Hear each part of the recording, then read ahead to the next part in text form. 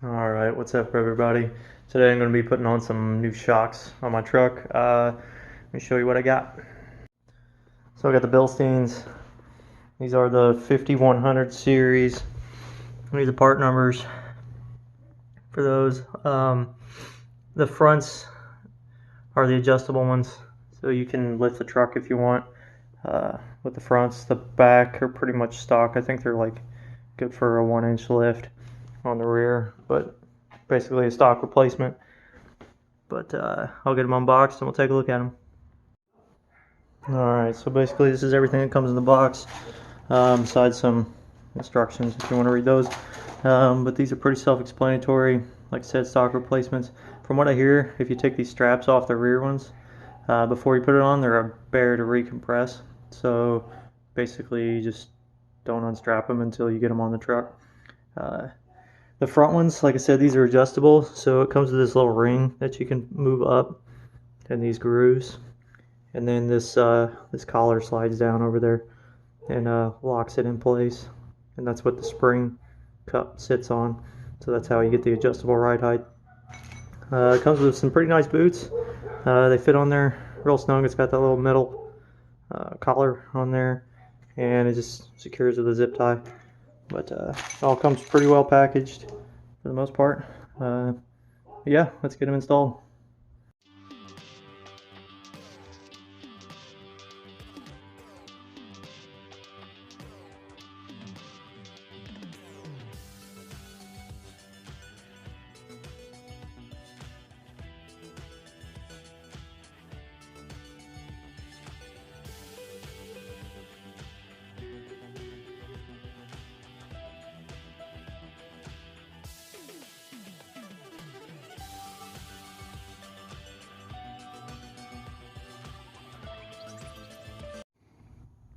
Alright, so as you saw, I had to take the spare tire out.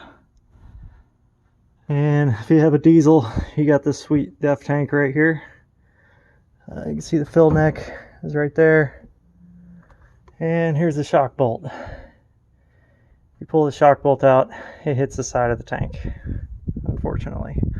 So you gotta drop the tank. You don't have to pull it all the way out.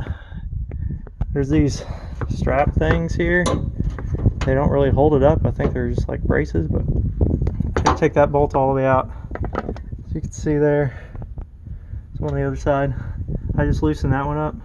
The only bolts I took out were that one for the tank and that one. So they're basically two front mounts. And these two bolts here on each side are the rear mounts for the tank. Just loosen those up and you can pivot the whole front of the tank down. You gotta like pull at it, but you can get that bolt out. And these are loose, obviously, so there's just these bolts. So there's like 15,000 bolts you gotta loosen up and take 3 of them out, and you can get the tank dropped. But it's a little harder than I thought, but not too bad. That's the only real problem with the rear, I guess. Going back together now.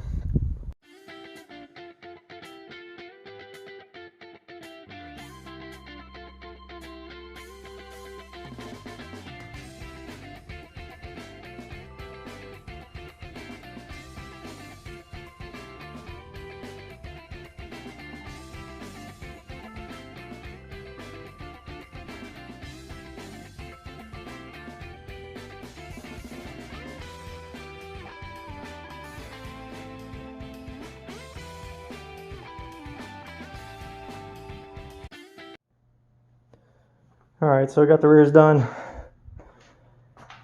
The old ones didn't look too bad. They still got some shock, I guess, left in them. But yeah, this truck's got like 57,000 miles on it.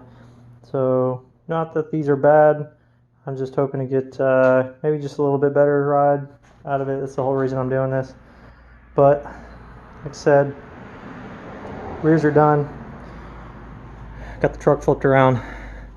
And we're going to start on the fronts now. I did take that lower air dam valance thing off of there. I think it looks better without it. And yesterday, I didn't film it, but yesterday I put in, there's a company called, I think it's Colorado and Canyon Enthusiast.com or something like that, but they sell this piece that goes in the front here that moves this fender liner forward. It's made to clear bigger tires and stuff like that, but I put that on here. It turned out pretty nice. It was a good piece. That's how it looks from the bottom. You can see there's a couple holes missing from the balance there. Also, all these screws for that balance come from the top down, which is super annoying, except for that one right there. That doesn't even hold anything.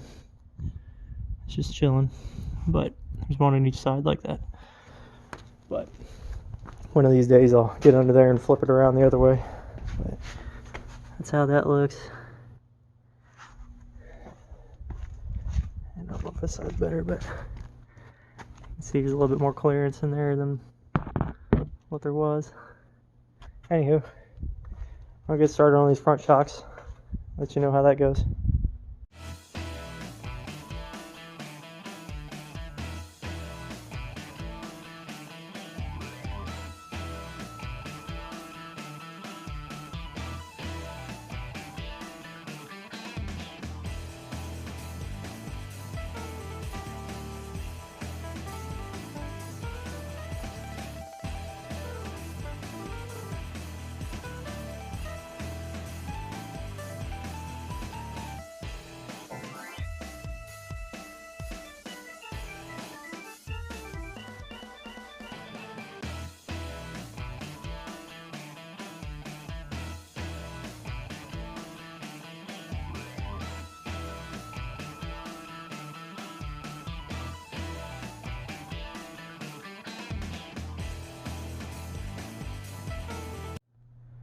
Alright guys, sorry my phone died on the time lapse, but I just want to give you a progress update on where I'm at. I did get the fronts out, both sides. These spring perches you got to beat off of the old ones. So they go on there, a little bit of WD-40. But yeah, just let it soak for a little bit and you can get these off. You do kind of have to beat the hell out of them to get them off, but they are pretty thick metal. So it's like, I don't know, 3/16, 1/8 inch or something.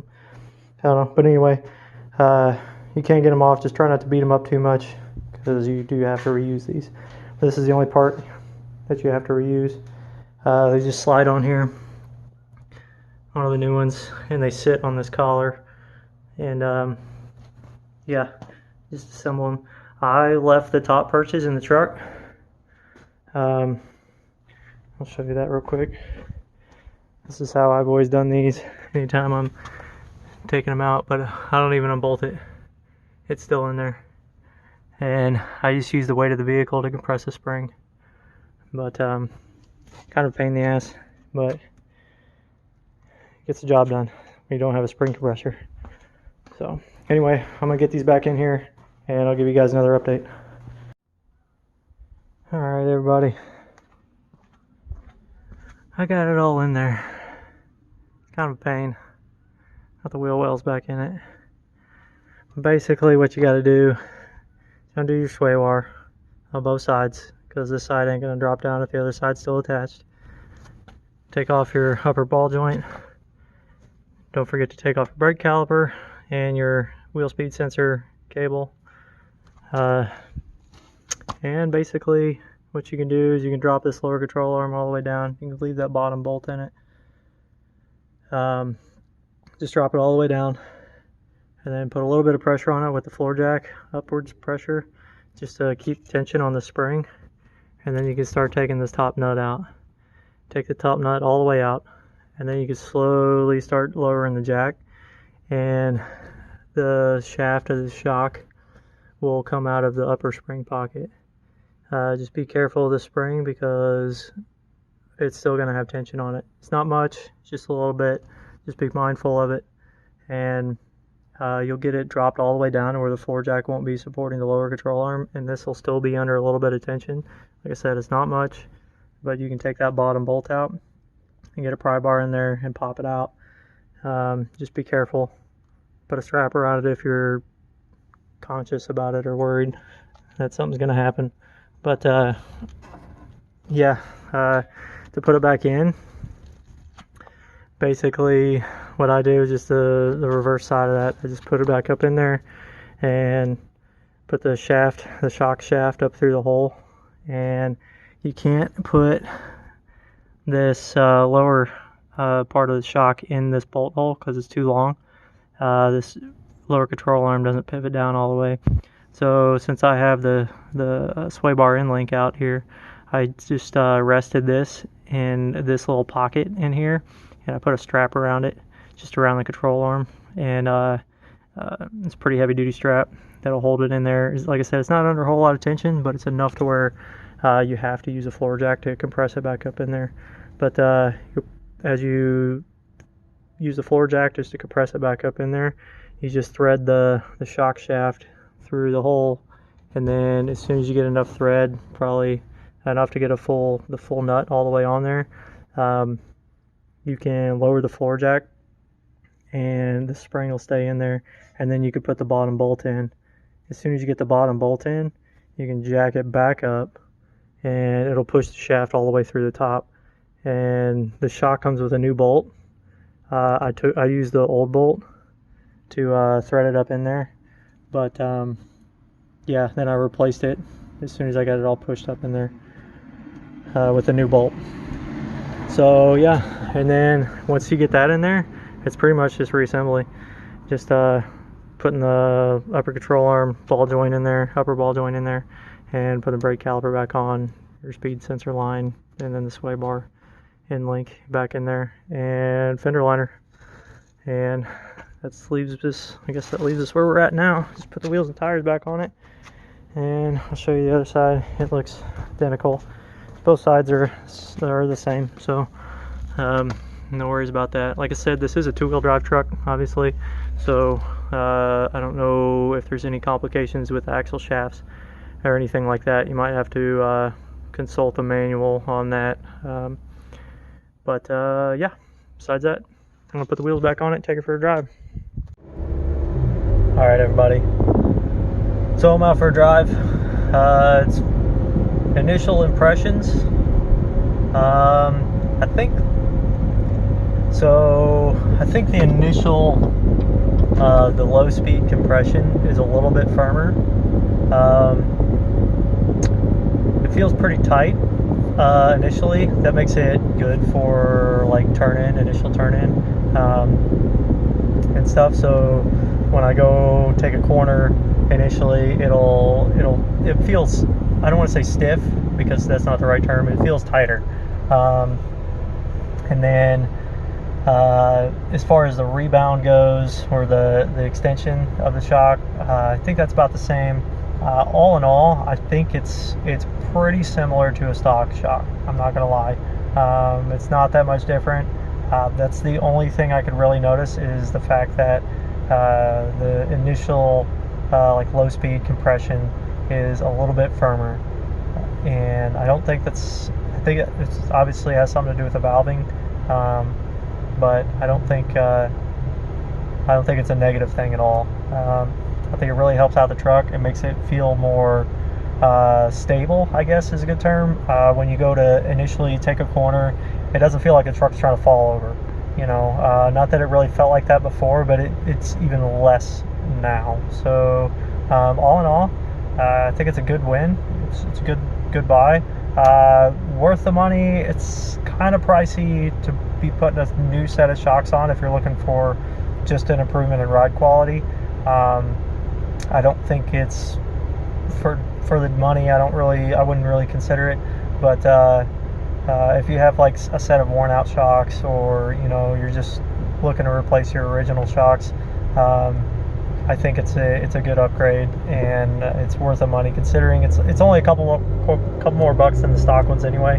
So yeah, if y'all have any questions or need any more details on the install, sorry my phone died. I didn't really get a chance to video it all. But yeah, if y'all have any questions, just give me a shout. Later.